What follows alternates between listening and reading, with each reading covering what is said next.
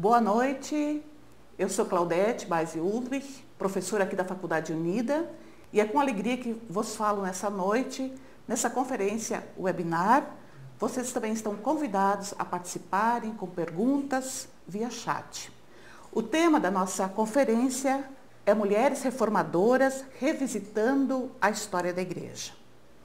Foi em 1517 que Lutero publicou as 95 teses em Wittenberg, na Alemanha, que mudaram não somente a história da Igreja, como também a história de toda a sociedade. A reforma como movimento teve influências do humanismo e do renascentismo, acontecendo uma renovação das artes, da cultura, um retorno às fontes clássicas da antiguidade. E essas foram adaptadas ao contexto histórico. Acontecendo também uma reforma nas universidades, criação de escolas, mudanças na economia, nos costumes, por exemplo. O movimento da reforma não teria acontecido sem a presença e a participação efetiva das mulheres, como afirma o historiador Martin Jung. Portanto, revisitar a história é perceber que a história, por muito tempo, não considerou a história da vida cotidiana, a história das mulheres, das crianças, das mentalidades, dos costumes. Revisitar a história é visitar a história novamente, é estudá-la e relê-la com novos óculos, com novas perspectivas. É isso que iremos fazer essa noite e vamos então, nessa releitura, no revisitar a história, descobrir mulheres muito fortes, corajosas e ousadas. Começo então lembrando efeitos da reforma sobre a vida das mulheres do século XVI. A reforma no século XVI alcançou todos os segmentos da população e encontrou um número de seguidores e seguidoras, especialmente nas cidades imperiais livres, incluindo significativos centros econômicos como Estrasburgo, Augsburgo, Nuremberg, Hamburgo, Bremen, por exemplo. A reforma atingiu as pessoas que viviam nos centros urbanos, a nobreza local e também a população camponesa, que era a sua grande maioria. Era chegado o Kairós. O tempo estava maduro para reformas na igreja e na sociedade. E as condições políticas internas e externas do Sacro Império Romano, sob os imperadores Maximiliano, que governou de 1493 a 1519, e o seu neto Carlos V, de 1519 a 1556, ofereceram boas condições para uma mudança, uma transformação necessária naquele período histórico. Um pré-requisito para que isso acontecesse é que o Sacro Império Romano-Germano era dividido em regiões, em pequenos reinos. As atividades reformatórias foram especialmente ações das cidades. Os regentes e as regentes tiveram sucesso, pois suas áreas de atuação não se estendiam a grandes extensões, mas a pequenos territórios. E como nesses territórios os regentes e as regentes tinham liberdade de atuação, a reforma também facilmente conseguiu ali se instalar. O humanismo e o movimento da reforma na Boêmia e também da Morávia, de João Hus, abriu caminho para reformas. A nova arte de imprimir, a partir da descoberta da imprensa por Gutenberg, assegurou uma rápida disseminação das novas ideias do reformador Martinho Lutero. Já em 1520, apareceram as três grandes obras da reforma: a nobreza cristã da nação alemã, do cativeiro babilônico da igreja e da liberdade cristã. Especialmente o livro da Liberdade Cristã foi uma inspiração para as mulheres e os homens cristãos para que eles fizessem uso em palavras e ações da liberdade. Para Lutero, a liberdade está ligada com o amor à pessoa próxima. A liberdade está ligada com o serviço em amor à minha pessoa próxima. A teologia inclusiva do batismo, que afirma o sacerdócio geral de todas as pessoas crentes em Jesus Cristo, e os princípios reformatórios, somente a Escritura, somente a fé, somente Cristo e somente Somente a Escritura, somente Cristo e somente a graça libertaram homens e mulheres dos sacrifícios para alcançar a salvação. A salvação é graça de Deus em Cristo Jesus. Estes princípios fizeram que também mulheres e pessoas leigas se envolvessem em questões teológicas e políticas e buscassem saída para os problemas do seu tempo. Muitas pessoas se utilizaram de cartas panfletárias para divulgarem as ideias reformatórias, sempre baseadas na Bíblia. Para as pessoas que não sabiam ler, as cartas eram lidas nos mercados e nos púlpitos das igrejas. As discussões teológicas também foram levadas adiante nas universidades. A reforma e as suas consequências faziam parte das discussões do cotidiano. Lutero, no entanto, em relação à mulher, tem uma posição paradoxal. Ele se atém à ordem natural, isto é, entendia que as mulheres foram criadas para ser mães e esposas. O modelo de vida para as mulheres era o casamento. No entanto, ele elogiou a atitude da regente Elisabeth von Kallenberg em sua atitude de introduzir a reforma no seu reino. Ele mantém correspondências com Argula Stahl von Krumbach, elogia suas cartas panfletárias e a forma como ela defende os princípios reformatórios. Além do mais, ele elogia a atitude de sua esposa, Catarina von Bora, que está no mercado negociando os seus produtos. Além do mais, é a própria Catarina que gerencia a casa, o pensionato, a área de terras, animais, e inclusive cuida da impressão dos livros do seu esposo. Percebe-se que Lutero, por um lado, é um homem do seu tempo, mas, por outro lado, há avanços na sua relação e na postura em relação à atuação das mulheres. E essa postura de Lutero também vai mudando, enquanto ele era somente monge e depois também quando ele casa com a Catarina von Bora. Lutero criticou a vida monástica, desta forma muitos monastérios e conventos foram extintos. Com a reforma, o casamento tornou-se um modelo de vida. Para as mulheres, isso significou para muitos uma reclusão na vida familiar e matrimonial. Muitas mulheres saíram dos conventos, mas lá elas tinham a garantia de não morrerem vítimas das muitas gestações. Não esqueçamos que a pílula anticoncepcional é uma invenção do século XX.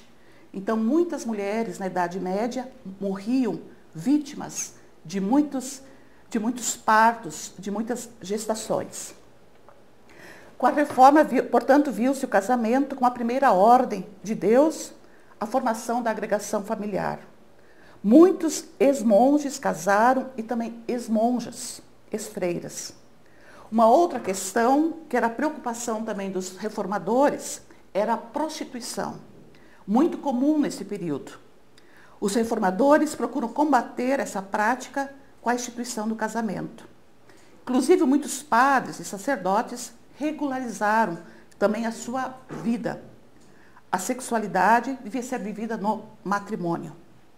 Para as mulheres, essa nova situação, considerada uma missão ideal, apresentava muitas situações ambivalentes.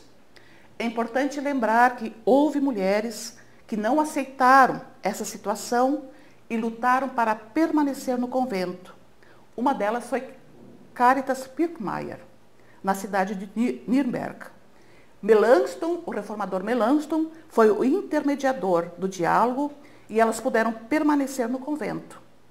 Muitos se utilizaram no decorrer da história de textos bíblicos para justificar a subordinação das mulheres aos homens, como, por exemplo, Colossenses 3, capítulo 3, versículo 18 a versículo 4 a 1, ou Efésios capítulo 5, versículos 22 até capítulo 6, versículo 9. Ao invés de se utilizarem de textos que afirmam a igualdade entre homens e mulheres, como Gálatas 3, capítulo 3, versículos 27 seguintes, ou os próprios evangelhos, que mostram a atuação de mulheres como lideranças no movimento de Jesus Cristo. Inclusive a hermenêutica de Lutero diz que toda a Bíblia deve ser lida a partir de Cristo. O crivo hermenêutico de Lutero é a atuação de Jesus Cristo. Como já mencionamos, com o novo modelo ideal de vida, que seria o casamento também para os clérigos, a vida monástica, acompanhada de comunidades monásticas, começa a entrar em declínio. Muitas freiras e monges surgiram dos conventos na vida que foram tendo a partir das ideias reformatórias. Em outras situações também vieram resoluções forçadas para acabarem com os mosteiros, contra a vontade das pessoas que ali viviam. E precisamos reconhecer que também as mulheres tiveram uma perda, pois nos conventos elas aprendiam a ler, a escrever, estavam guardadas de casamentos arranjados e das muitas gestações, que levavam à morte de muitas mulheres e também de crianças. Os conventos em si ofereciam, por um lado, uma vida segura às mulheres, mas muitas também estavam ali enclausuradas contra a sua vontade. Nem todos os conventos romperam e foram dissolvidos com a reforma. Principalmente no norte e na parte oriental da Alemanha, encontram-se ainda hoje conventos protestantes. E esses conventos são procurados como lugares que oferecem paz e tranquilidade, retiros espirituais e uma variedade de atividades musicais e também espirituais. Quero agora contar um pouco sobre mulheres, histórias de mulheres líderes da Reforma Protestante.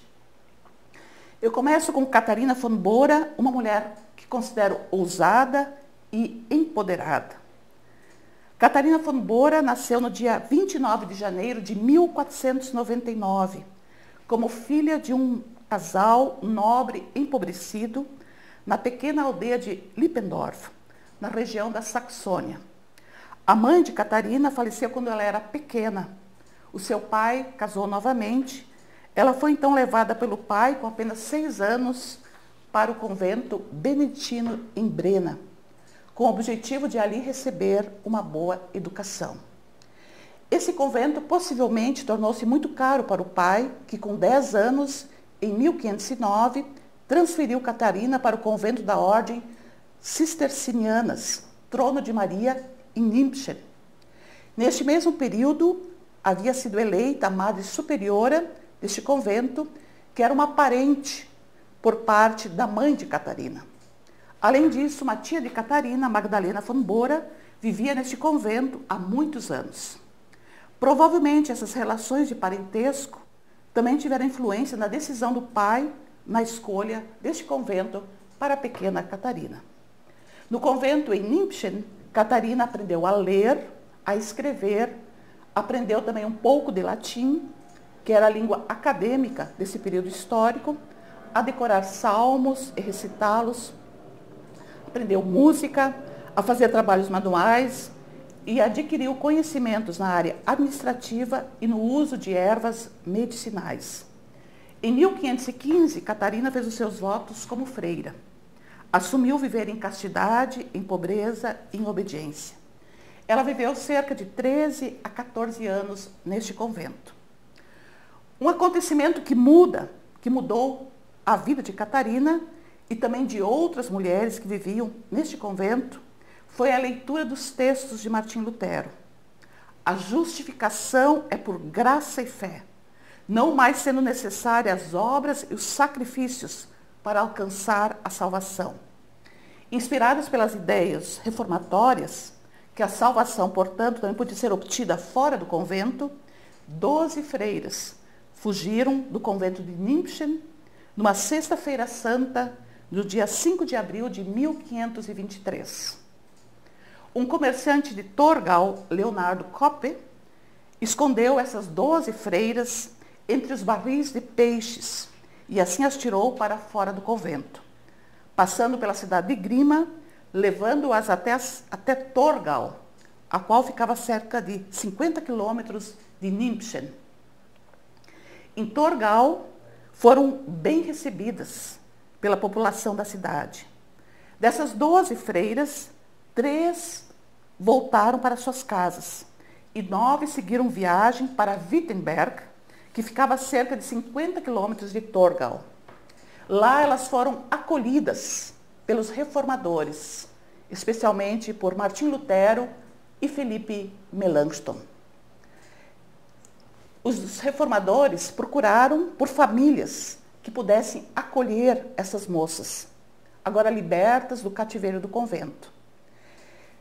E precisamos entender que essas moças estavam somente com a sua veste de freiras.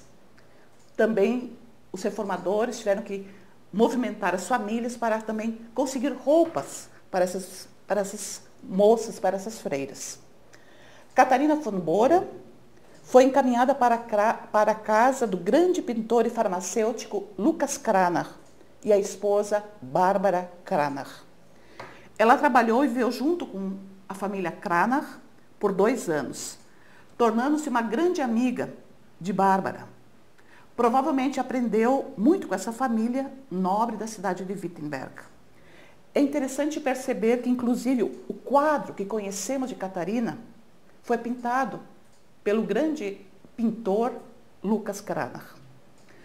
O primeiro amor de Catarina foi Hieronymus Baumgärtner, ex-estudante da Universidade de Wittenberg.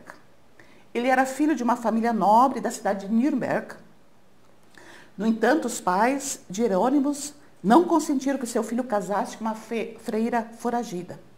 Casar com uma ex-freira era considerado algo muito negativo e, além do mais, poderia significar também a pena de morte. Não esqueçamos que o movimento da Reforma estava em processo e nem todos os lugares já haviam aderido à nova fé. Muitas cidades e reinos permaneciam muito fiéis a Roma. O reformador Martim Lutero sentiu-se responsável pelas freiras fugitivas.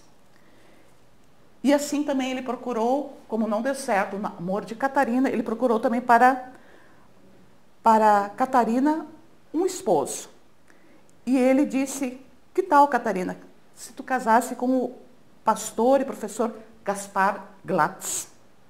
Catarina categoricamente respondeu a Lutero que não se casaria com o professor Gaspar, mas sim estava disposta a se casar com ele.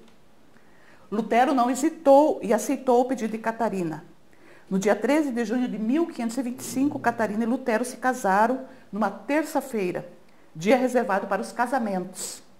Estiveram presentes como testemunhas o casal Lucas e Bárbara Cranach, o pastor da igreja da cidade, Justo Jonas, o jurista Jona Rappel e Johannes Buchenhagen, que oficializou a cerimônia, sendo ele pastor de Wittenberg. Após o casamento, o casal mudou-se para o antigo convento dos monges agostinianos, o Schwarze Kloster, chamado também português Convento Negro. Catarina von Bora deu à luz a 6 crianças: João em 1526, Elizabeth em 1527, Magdalena em 1528, Martin em 1531, Paul em 1533 e Margarete em 1534. Um grande sofrimento para o casal Lutero foi o falecimento das filhas, Elizabeth e Magdalena, de forma prematura. Elizabeth faleceu ainda bebê e Magdalena aos 12 anos de idade.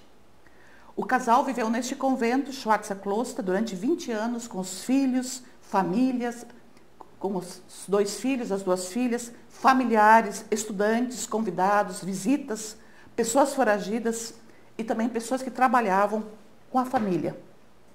Catarina foi uma mulher empoderada e ousada do seu tempo.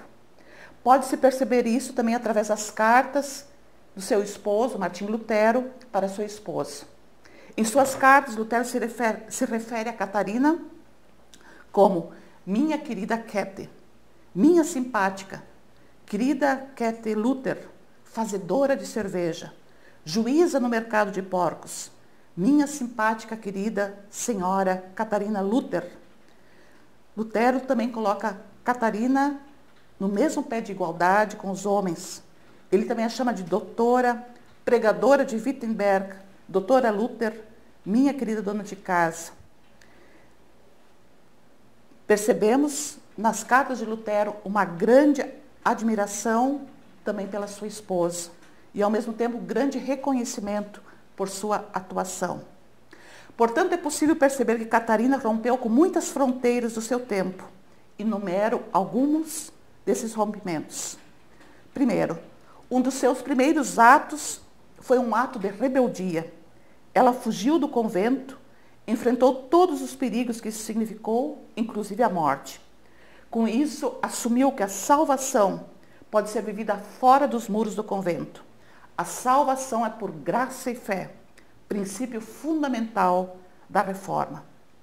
Escolheu com quem queria casar e casou-se com o reformador Martim Lutero. Participou das conversas à mesa e discussões teológicas com estudantes e reformadores. Lutero a chamou de doutora. Rompeu com o mundo privado. Ela foi chamada pelo esposo de juíza, mercadora no mercado de porcos. Isso significa que ela estava negociando no mercado. O mercado era parte do mundo público, onde quem negociava eram os homens. E aqui quem está negociando é Catarina. Além do mais, Catarina é considerada a primeira administradora, empreendedora rural. Pois ser dona de casa, na Idade Média, devemos entender, um outro significado daquilo que nós entendemos hoje por dona de casa. Dona de casa significa ser administradora de todos os bens da família Lutero, inclusive da produção intelectual do esposo, pois era ela quem negociava com os editores dos escritos de Lutero. E não podemos esquecer que a casa de Lutero abrigava também, era uma espécie de pensionato, abrigava muitos estudantes. Além do mais, a família também recebia muitos hóspedes internacionais que vinham discutir questões relativas à teologia e ao movimento. Então, Catarina contribuiu de forma efetiva para a prosperidade da família. Ela comprou terras, ela também participou, como já falei também, de conversas à mesa. E numa conversa à mesa, Lutero diz: ela me foi dada por Deus, assim como eu fui dado a Catarina. Lutero faleceu no dia 18 de fevereiro de 1546 e ele tinha colocado Catarina como sua única herdeira e responsável pelas crianças em seu testamento. No entanto, esse desejo de Lutero não condizia com as leis da época, pois uma viúva necessitava de um tutor. O testamento de Lutero foi contestado e assim Catarina perdeu o direito sobre muitos dos bens da família. Uma grande peste se abateu sobre a cidade de Wittenberg e em 1552 Catarina von Bora retirou-se com sua filha Margarete para a cidade de Torgau. Em direção a Torgau, ela sofreu um acidente, em consequência do qual veio a falecer em 20 de dezembro de 1552, sendo sepultada na cidade de Maria, sendo sepultada na igreja de Maria em Torgau. Catarina von Bora foi uma mulher empoderada, forte, corajosa, ousada da reforma protestante. Ela rompeu com padrões femininos da sua época, quebrando paradigmas. Esse jeito atuante de ser mulher ficou esquecido, silenciado e invisibilizado na história da Igreja e da humanidade. A reforma não teria acontecido sem a presença, testemunho e a participação ativa das mulheres. Também gostaria de contar a história de uma mulher regente. Também mulheres, para mim foi uma descoberta também, descobrir mulheres regentes que introduziram a reforma nos seus reinos.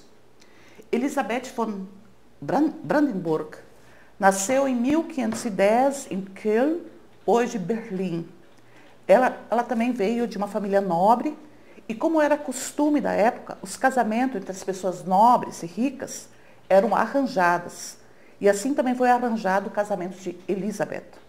Com apenas 15 anos, ela casou-se com o viúvo 40 anos mais velho do que ela, Duque Henrique I, regente de Kallenberg-Güttingen. É importante lembrar o que já falei no início, que na Idade Média a Alemanha era dividida em vários reinos. O marido de Elizabeth era regente daquela região. O casal também teve 3 filhas e um filho. A mãe de Elizabeth era filha de um rei da Dinamarca. Através da sua mãe, Elizabeth também teve contato já aos 17 anos com as ideias da reforma. No ano de 1534, ela também conheceu pessoalmente Martim Lutero. Ela mantinha correspondência com o reformador e, além disso, também enviava presentes a Lutero, como vinho e queijo. Ela também recebeu de presente de Lutero uma Bíblia traduzida para a língua alemã. No ano de 1538, Elizabeth converteu-se ao luteranismo, ao protestantismo, mas o seu marido permaneceu católico. O seu marido faleceu em 1540 e durante os 2 últimos anos o casal conviveu com as 2 confissões, ela protestante e ele católico. Após a morte do marido, Elizabeth se tornou a regente do reino até o filho, Henrique II, alcançar a maioridade. Ela governou durante 5 anos e, nesse período, introduziu a reforma protestante em seu território, com a forte colaboração do pastor Antônios Corvinus, o qual coordenou visitas e mudanças na organização das igrejas e também no culto. Muito importante nessa mudança foi a celebração da Santa Ceia, com os 2 elementos, o pão e o vinho.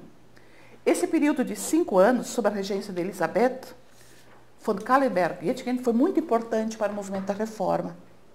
Foi nesse período que foi introduzido também a Reforma e atualmente a maior igreja territorial da Alemanha encontra-se na região de Hannover, região essa que pertencia ao território onde Elizabeth governou e introduziu o protestantismo. Também gostaria de trazer a vocês uma outra mulher, a história de uma outra mulher muito importante, que é considerada a primeira teóloga e escritora do movimento protestante, Argula Stauf von Krumbach. Argula nasceu como filha da família von Stauf. Ela nasceu em 1492 em Beratshausen, Baviera, como filha de Bernardine von Stauf e Catarina Thering, pertencentes também a famílias nobres empobrecidas. Ainda menina, segundo o costume da época, foi enviada à casa de Alberto IV, regente da Baviera, para receber formação nobre, junto com as 3 filhas do regente. O caminho para as meninas receberem educação era o convento ou serem acolhidas por algum parente nobre que oferecesse educação em sua casa para suas filhas. Aos 10 anos, ela recebeu do pai um presente raro e caro para a época. Ela recebeu uma Bíblia. Seus pais vieram a falecer em 1509, vítimas também da peste.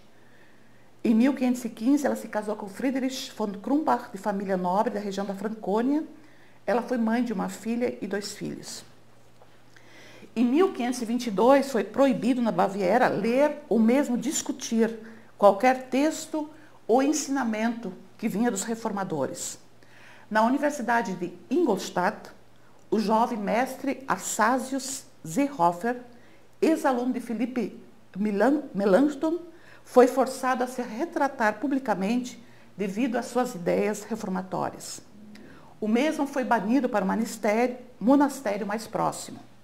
Em 7 de setembro de 1523, Argula escreveu uma carta à direção e aos professores da Universidade de Ingolstadt e outra ao regente Guilherme da Baviera, solicitando explicações quanto ao afastamento do professor Seehofer. Argula sabia ler, escrever e tinha conhecimentos bíblicos. Argula afirmou: e mesmo se viesse a acontecer que Lutero negasse tudo o que disse, que Deus não o permite, isso não mudaria em nada a minha opinião. Eu não construo a minha opinião sobre a opinião de Lutero ou de qualquer outra pessoa, mas sobre a verdadeira rocha, Jesus Cristo. Argula von Krumbach foi uma reformadora. Ela não recebeu uma resposta pessoalmente em relação à sua carta, mas o poder político reagiu e a consequência foi que seu marido, que era católico, perdeu o emprego. Ele era uma espécie de governador de Dietfurt, numa região da Baviera. Os argumentos para que o marido de Argula perdesse o trabalho foram: ele não foi capaz de impedir que a sua esposa escrevesse, enviasse e publicasse cartas defendendo ideias reformatórias. Ela é reconhecida, a partir de pesquisas históricas, como uma das principais escritoras e teólogas protestantes. Ela defendeu cartas que foram publicadas, tipo panfletos, defendendo o ideal da reforma protestante com conhecimento teológico e citações bíblicas, que apontam para a igualdade de homens e mulheres. Por exemplo, o texto de Joel 2, 27 a 28 e Gálatas 3, 27 seguintes. E dessa forma também entrou em conflito, por causa das suas cartas, também Argula entrou em conflito com os poderes da sua época. Foram publicadas 8 cartas de sua autoria, escritas provavelmente entre setembro de 1523 e outono de 1524. Ela também manteve correspondências e conversas pessoais com os reformadores. Martim Lutero reconheceu Argula como um instrumento especial de Cristo. A Igreja Territorial da Baviera, na Alemanha, criou há pouco tempo uma fundação com o nome de Argula von Krumbach, com o objetivo de promover direitos iguais para mulheres e homens, bem como auxiliar nas discussões sobre as questões da igualdade e justiça de gênero no contexto da Igreja e da sociedade. É realmente incompreensível que teólogas, mulheres da Reforma, tenham ficado à margem da história, silenciadas e invisibilizadas. Quando se estuda as cartas de Argula, percebemos uma grande contribuição ao movimento da Reforma Protestante. Ela foi uma verdadeira teóloga, uma teóloga protestante que argumentou biblicamente e corajosamente por mudanças na sociedade e na igreja do seu tempo.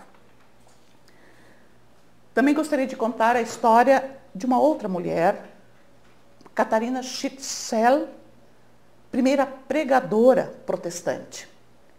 Catarina Schittzell atua na região de Estrasburgo, que hoje pertence à França. Catarina nasceu entre 1497 e 1400, ou não se sabe exatamente, mas entre 1497 e 1498, em Estrasburgo, como filha de Elisabeth Gerstner e Jacob Schütz. Ele era um mestre carpinteiro que fazia parte do conselho da cidade. Também Catarina aprendeu a ler e a escrever quando ainda não havia escolas públicas organizadas, mas sim em casas-escolas, onde professores ministravam aulas para meninos e meninas. Também Catarina Schutzel começou a ler a Bíblia muito jovem e também se envolveu com perguntas que envolviam a vida religiosa, embora a prática nesse tempo não era ainda apoiada pela hierarquia eclesiástica.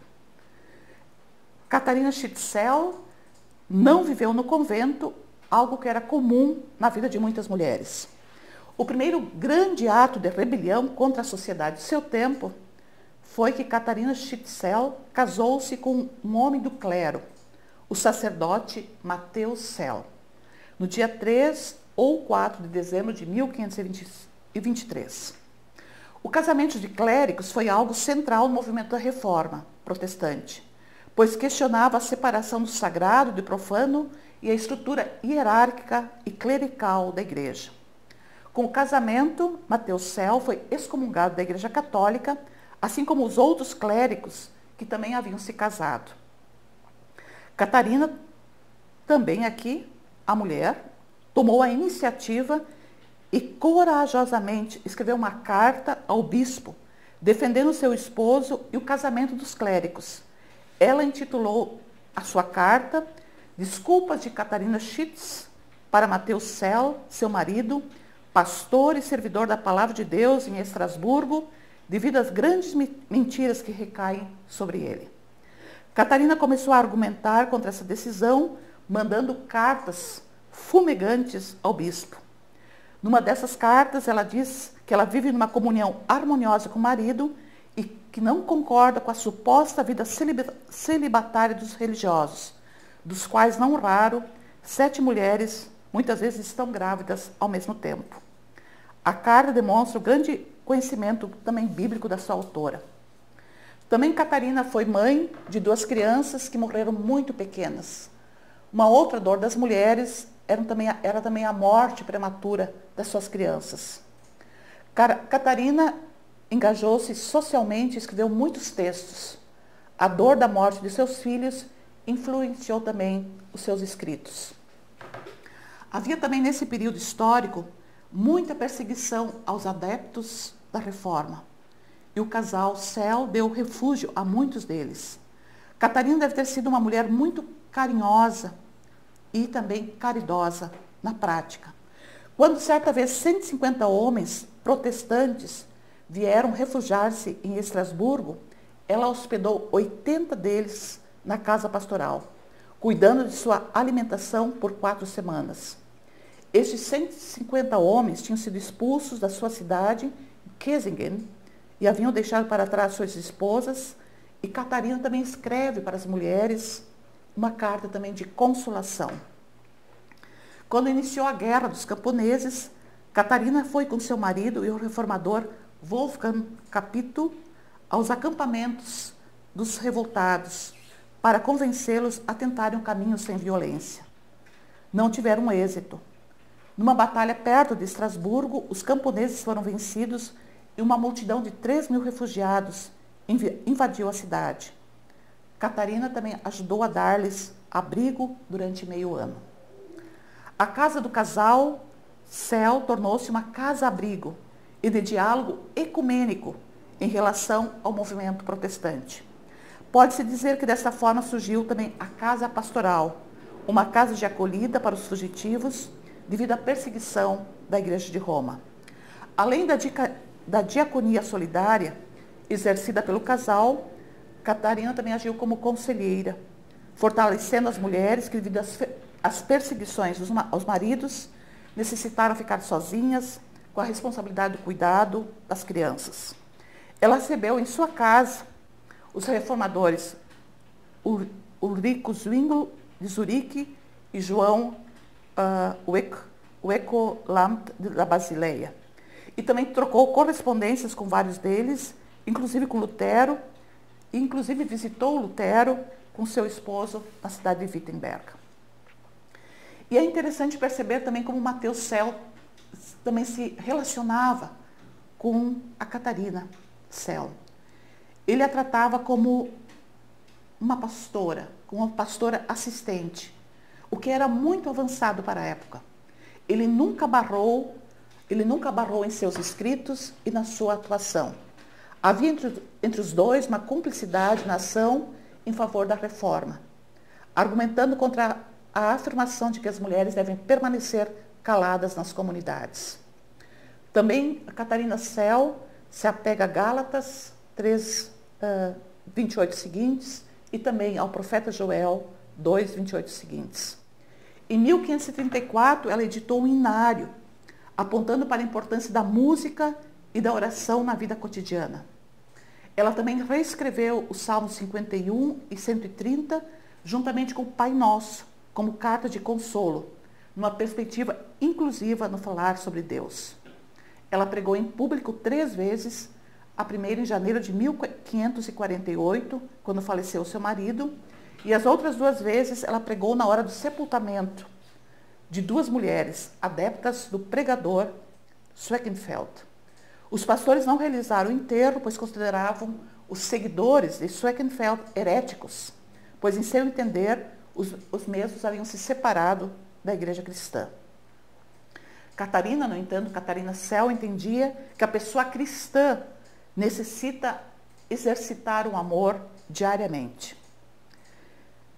Então, temos em Catarina a primeira também pregadora protestante, e ela também assumiu e foi reconhecida também pelo seu esposo. Vou passar um pouquinho adiante para também lembrar, além das mulheres pregadoras, mulheres regentes, também lembrei de Catarina como mulher do reformador, quero também lembrar uma mulher compositora. Também temos, entre as mulheres da reforma, mulheres compositoras. Elizabeth Kruseger, que nasceu entre 1500 que nasceu em 1500 e faleceu em 1535, é considerada a primeira poetisa do protestantismo. ela escreveu vários hinos de igreja. Um deles, ainda hoje, faz parte do inário da Igreja Evangélica da Alemanha. Ela e o marido eram amigos do casal Lutero e moravam em Wittenberg. Lutero também realizou o ofício do casamento do casal Cruciger. Elisabeth Cruciger nasceu na Pomerânia, na divisa entre a Alemanha e a Polônia. Também muito cedo, assim como a história de muitas mulheres, também ela foi para o convento das Irmãs de Maria da Ordem dos Premonstrantenses, em Treptow, junto ao rio Rega. Sabe-se que esse convento era também um dos poucos que oferecia também educação para as mulheres. Também lá, Elizabeth aprendeu a ler, escrever, matemática, música e também tinha a oportunidade de aprender a língua cultica da época, o latim. Tem-se também notícias de que ela trocou correspondências de cunho teológico com um judeu batizado chamado Joaquim de Stettin. Em 1522, ela deixa o convento e foi recebida na casa do pastor João Buchenhagen, em Wittenberg. Lá ela conheceu o aluno e colaborador de Lutero, Gaspar Cruciger, com quem se casou em 1524, marcando oficialmente o primeiro casamento protestante. Ela também deu à luz a um filho e uma filha, e as famílias Cruciger e Lutero mantiveram uma forte amizade.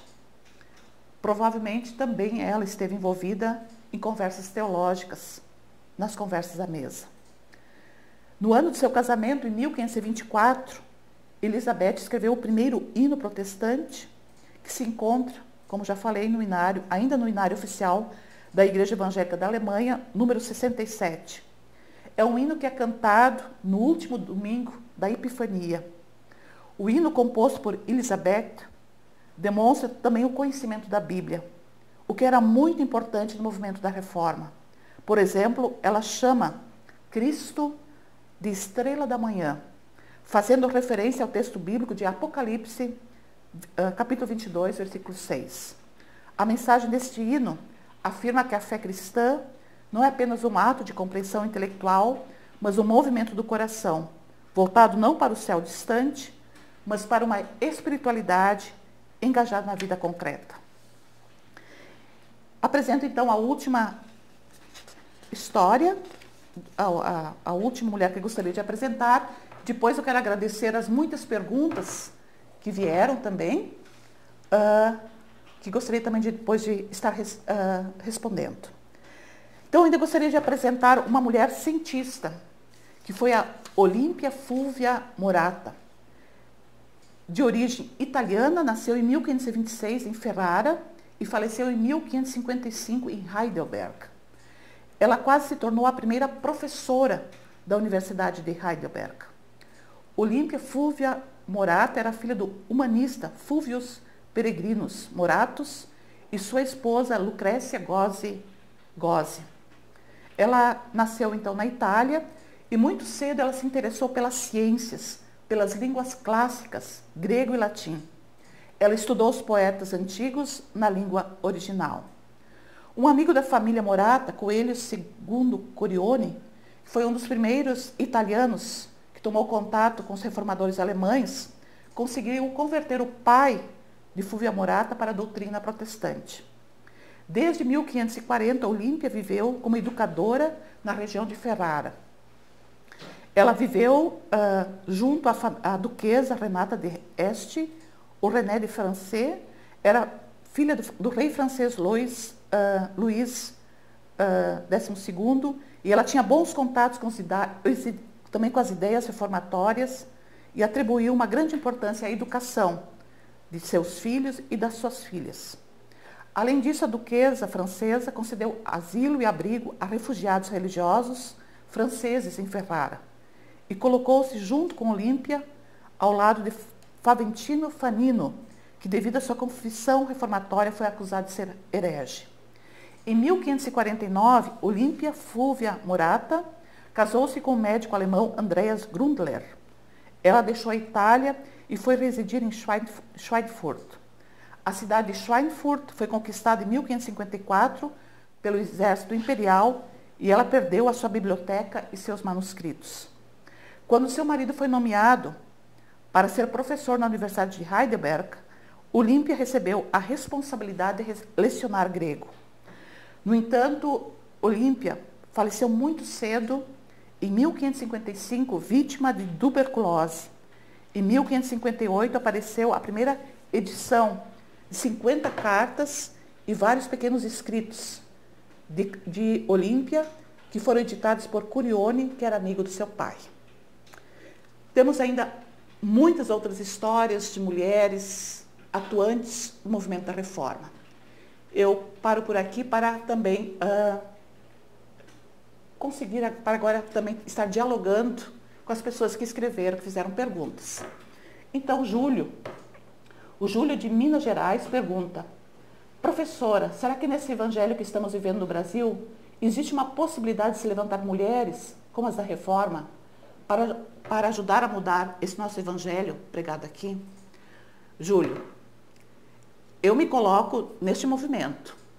Eu sou uma dessas mulheres que procuro também viver o evangelho, praticar o evangelho e buscar também uma mudança nesse evangelho que atualmente é pregado e vivido. Porque não é um evangelho que vem de Jesus Cristo. Então, sempre de novo, nós precisamos nos reportar ao evangelho de Jesus Cristo. E nesse movimento nós precisamos, homens e mulheres, precisamos juntos, na igualdade, buscar mudanças para o nosso Brasil, para que realmente voltemos às fontes do evangelho. Eu te convido, Júlio, para entrar junto nesse movimento, junto com a gente. Uma pergunta também de Carla Andréia, do Rio Grande do Sul. Professora Claudete, gostaria de saber, dentro do princípio da reforma, deve ser reformanda e sempre reformanda, quais são os principais paradigmas que as mulheres da reforma questionam ainda hoje com suas histórias e ações? Querida Carla, penso que nós continuamos buscando espaços de atuação, espaços de reconhecimento.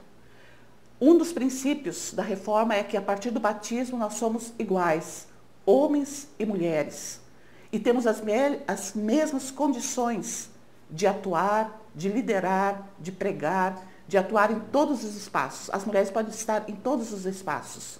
Portanto, para mim, uma das grandes ainda conquistas é justamente também as mulheres estarem em todos os espaços e também serem reconhecidas nos seus papéis de liderança, porque em Cristo não há mais homens e mulheres, não há mais judeus nem gregos, não há mais escravos nem libertos, nós somos um em Cristo Jesus. Então, o princípio da graça, nós somos justificados por graça e fé. Somente a fé, somente a palavra de Deus pode também realmente estar neste movimento. Ser uma igreja em processo de reforma é também estar aberto para os novos modelos de família, para os novos modelos também para a diversidade, é estar aberto para a inclusão.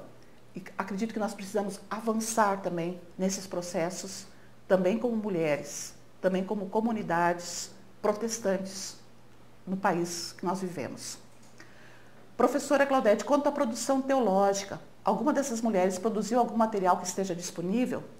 Sim, é possível você, por exemplo, existe, infelizmente, ainda no português, temos pouca literatura traduzida, mas encontramos, especialmente no alemão, essas cartas panfletárias das quais eu falei, elas se encontram na língua alemã, no inglês, no latim também, porque algumas também escreveram em latim. É possível também ter contato com essas cartas. É um verdadeiro... acredito que ainda tem muito material a ser descoberto. Então, se você procurar colocar o nome das reformadoras e cartas panfletárias, acredito que você vai encontrar esse material também, de repente até algumas dicas, via também a internet. O Google, nesse sentido, ajuda muito. O Sidney, do Rio Grande do Sul, pergunta: as mulheres foram fundamentais no desenvolvimento dos movimentos da reforma. Preocupante é ainda hoje a grande omissão no discurso religioso e teológico de muitas denominações. Como romper com uma cultura que muitas vezes omite a presença das mulheres? Sidney, eu acredito que precisamos cada vez mais dialogar, conversar e lutar pelo espaço, assim como também as mulheres reformatórias da reforma fizeram. E precisamos unir as nossas forças, homens e mulheres, para essa mudança. E acredito que a hermenêutica, a leitura da Bíblia, a partir de Cristo, é fundamental, a partir dos evangelhos, é fundamental, porque ali não há diferença entre homens e mulheres. Cristo incluiu a todos e a todas. E acredito que nesse movimento, que é necessário também, novamente, rebuscar novamente esse princípio da reforma, a justificação. Nós somos justificados, todos e todas, por graça e fé. O Diego, do Espírito Santo, pergunta: além da cosmovisão machista, que ainda está muito presente na cultura brasileira, qual é o grande desafio para as mulheres na atual igreja brasileira? Eu acredito que também as mulheres precisam de mais sororidade, a gente diz. As mulheres precisam também dialogar mais, ter espaços para conversar e precisam também se unir mais.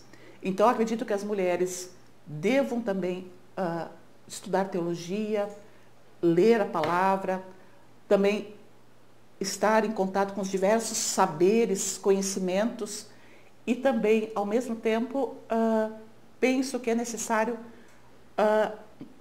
uma volta também às fontes. Muitas vezes nós lemos comentários, mas não nos atemos realmente ao texto bíblico, não nos atemos ao Evangelho. Estamos muitas vezes falando de Paulo, mas não lemos o Evangelho, o que Jesus Cristo disse na relação também, na relação com as mulheres, com os homens, com as crianças. Acredito que ali necessitamos também buscar mais. Mas acredito também que nós precisamos, também num grande movimento, conversar, dialogar e também buscar espaços onde as mulheres realmente se descubram também a palavra de Deus como lideranças. O Lucas, do Espírito Santo, pergunta: por que sabemos tão pouco sobre as mulheres no movimento da reforma protestante? Pois é, Lucas, porque infelizmente a história que veio até nós foi a história dos heróis e dos grandes feitos. Assim nós também conhecemos pouco, na verdade, sobre Lutero, sobre Filipe Melanchthon, sobre Calvino, e muitas vezes conhecemos a história dos homens, mas as histórias das mulheres, a história do cotidiano não chegou até nós. Por isso também, atualmente, também a partir do movimento feminista, começa também um rebuscar também da história das mulheres, e nesse sentido também, nessa corrente também, a história das mulheres protestantes, do movimento protestante. Uma das grandes historiadoras nesse processo é também a Michelle Perrot, que inicia todo esse movimento também de rebuscar a história das mulheres. O André, do Ceará, pergunta: podemos ver em algumas igrejas atuais que as mulheres ainda não podem participar ativamente no ministério. Podemos perceber a participação no princípio de mulheres auxiliando e cooperando. E hoje vemos essas mulheres enfrentando barreiras dentro das igrejas. Qual é o papel da mulher atual? André, como eu já falei, para mim, eu entendo que as mulheres têm todas as capacidades para estar em todos os lugares. Elas podem ser pastoras, diaconisas, elas podem ser missionárias, porque elas têm capacidades intelectuais, são inteligentes, são ativas, são compreensivas. Então, o que significa é que devemos também empoderar as mulheres, devemos também dar a elas força também, devemos também elevar a sua autoestima naquele trabalho que elas fazem. Também o Júlio pergunta, de Minas: professora, a senhora entende que o ministério pastoral é somente para homens ou que mulheres também podem pastorear a igreja? Júlio, eu sou pastora há mais de 30 anos. Eu entendo que homens e mulheres têm as mesmas capacidades e podem pastorear e exercer todos os trabalhos. porque elas também têm contato com Deus, sabem orar, sabem interpretar também a Escritura, podem pastorear, e a minha experiência é que as pastoras pastoreiam muito bem as suas comunidades. Qual foi, só um momentinho, Marcos de Minas pergunta, qual foi a contribuição teológica no contexto hermenêutico dessas mulheres? A contribuição teológica no contexto hermenêutica é que elas realmente argumentam a partir da Bíblia. O argumento é bíblico e a contribuição hermenêutica é que elas argumentam a partir de Jesus Cristo, da atuação de Cristo. Elas conhecem a Bíblia e isso é fundamental no movimento protestante, argumentar a partir da Sagrada Escritura. Doutora Claudete, essas mulheres sofreram muito por causa da sua visão teológica e reformadora. O que a diferencia das mulheres atuais? Kyler, de Minas Gerais. Eu acredito que nós continuamos neste movimento. Hoje também há mulheres que sofrem, que lutam, que persistem, e assim também tivemos essas mulheres que nos deixaram essa herança de luta,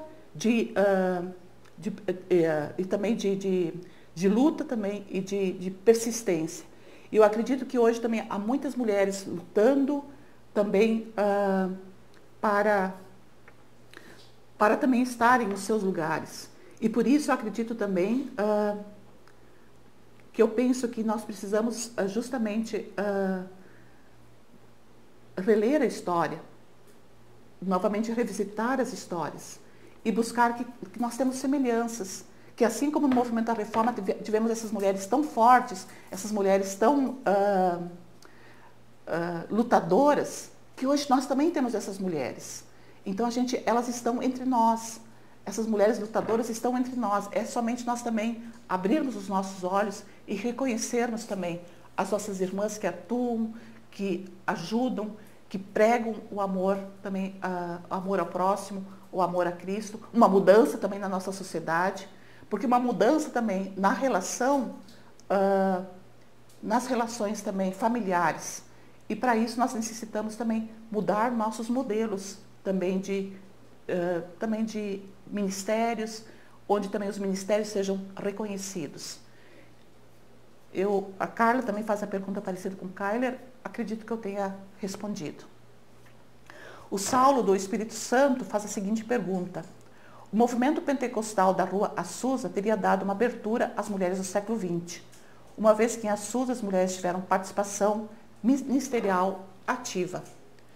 Eu acredito, Saulo, que o movimento pentecostal teve desde o começo também mulheres ativas, mas que hoje muitas vezes elas estão escondidas ou oprimidas, porque nem todas as denominações pentecostais realmente dão espaço para que as mulheres possam ser pastoras, missionárias, diaconisas. Muitas vezes elas estão no ministério também num segundo plano. Então também acredito que é necessário rebuscar a história também de Azusa Street. Como é que foi lá o desenvolvimento também do movimento pentecostal e a atuação das mulheres. Porque as mulheres sempre estiveram presentes. Muitas vezes foram silenciadas e invisibilizadas. E acredito que é isso que também acontece muitas vezes hoje. Muitas vezes as mulheres não são empoderadas, são também silenciadas, são também invisibilizadas. Existem muitas obras escritas, Eliel do Espírito Santo pergunta, existem muitas obras escritas sobre essas mulheres que marcaram a história da Reforma Protestante? Eliel, no português não. Infelizmente, na língua portuguesa, eu estou escrevendo um livro, juntamente com uma colega, escrevendo artigos também sobre as mulheres na história da Reforma Protestante. Mas na língua inglesa, no inglês, no alemão, existem muitos e muitos livros sobre as mulheres na Reforma Protestante. O Sidney do Rio Grande do Sul pergunta, o número de denominações protestantes, infelizmente, não reconhece o ministério feminino. Revisitar a história, resgatar a participação expressiva das mulheres. Quais os desafios atuais da teologia feminista ao resgatar uma história feminina diante das sociedades machistas? Sidney, eu sonho com uma sociedade de iguais. No início, do movimento de Jesus havia uma comunidade de iguais.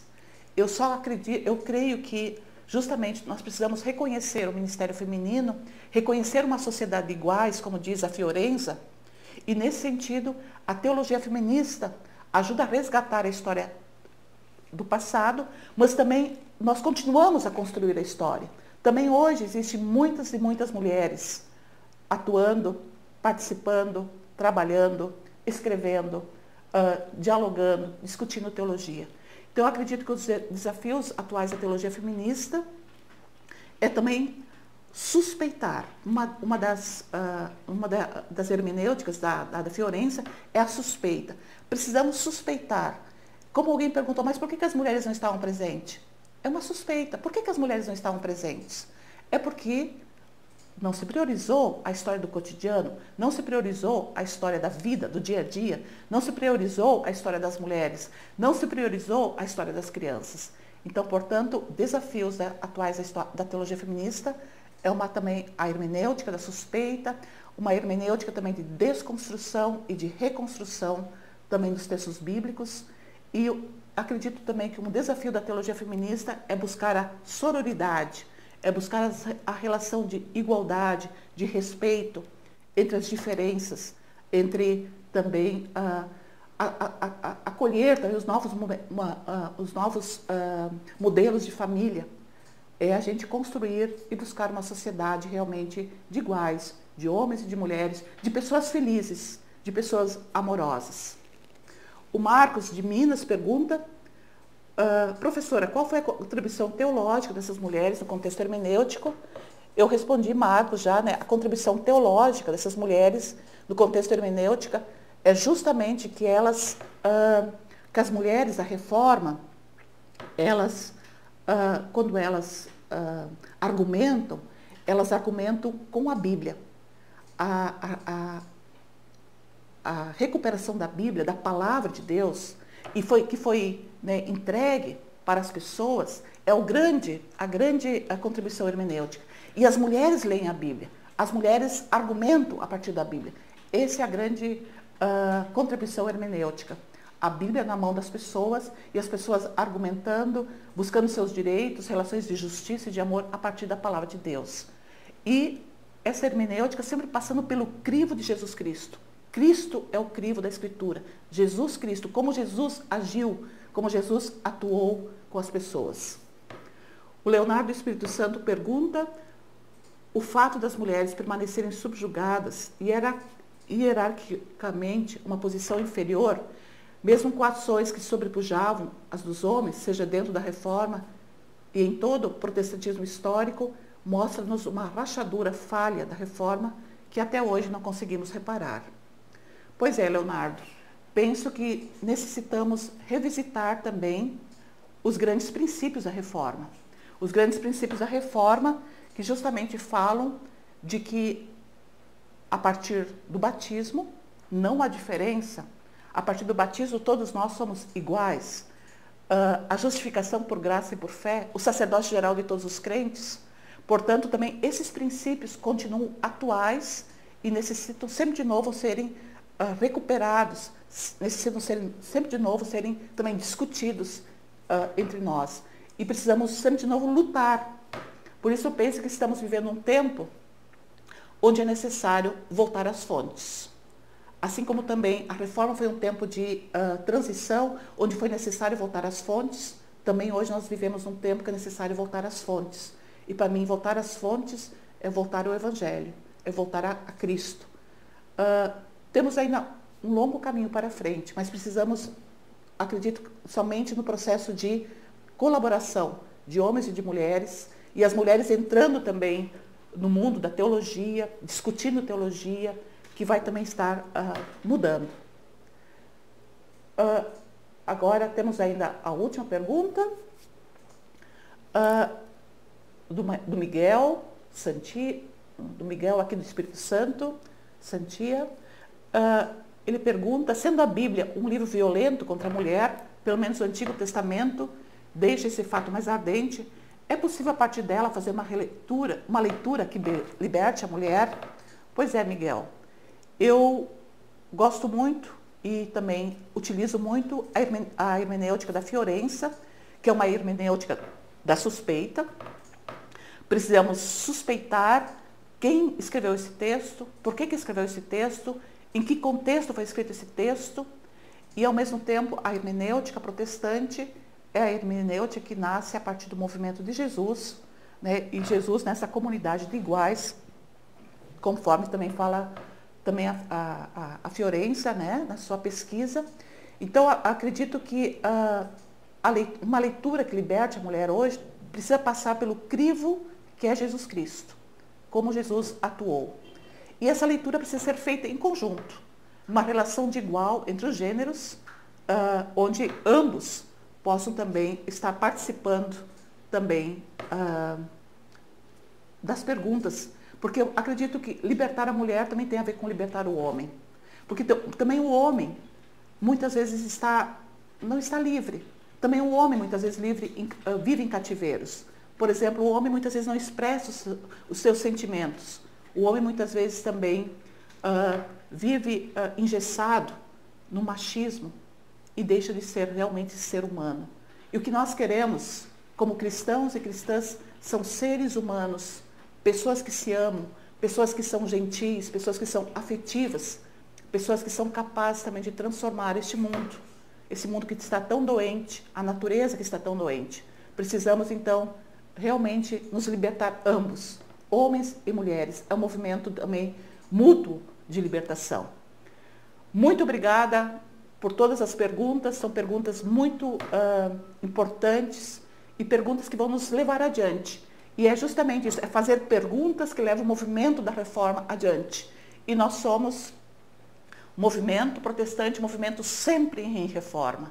Ser igreja protestante. Nós somos igrejas protestantes e somos igrejas sempre em reforma. Então, muito obrigada e desejo também a todos e a todas também que continuem fazendo perguntas. É a partir das perguntas que nós crescemos e também vamos nos tornar seres melhores, pessoas melhores, igrejas abertas, igrejas inclusivas, igrejas acolhedoras.